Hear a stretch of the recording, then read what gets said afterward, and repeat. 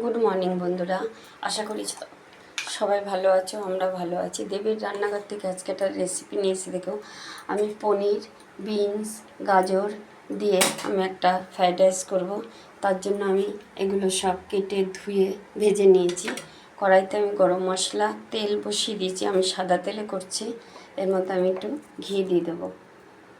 আমি দুবারে করব, তার জন্য হাফ দিয়ে দিচ্ছি। আমি আমাদের 2 চামচি ঘি দিয়েছি। হাফ 2 গাজর, হাফ পনির দিয়ে দিলাম।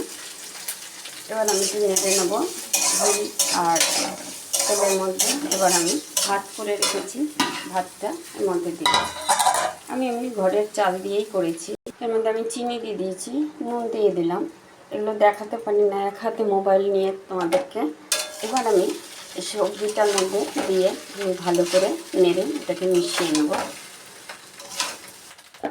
আমার পুরো ফ্রাইড রাইস হয়ে গেছে। দেখো, আমি সবগুলো করে নিয়েছি। তোমাদের কেমন লাগলো তোমরা কমেন্ট করো, আর আমার চ্যানেলটাকে সাবস্ক্রাইব করো, লাইক করো, শেয়ার করো। আজকে রবিবারের মেনু ফ্রাইড রাইস আর কষা মাংস। তোমাদের বড় মাংস ছাড়া হয়েছে, তোমরা দেখো। মাংস ছাড়া হবে, এটাও ছাড়া হবে, তোমরা দেখো। তা আজকে এখানেই রাখছি। আবার অন্য ভিডিও নিয়ে কালকে আসবো।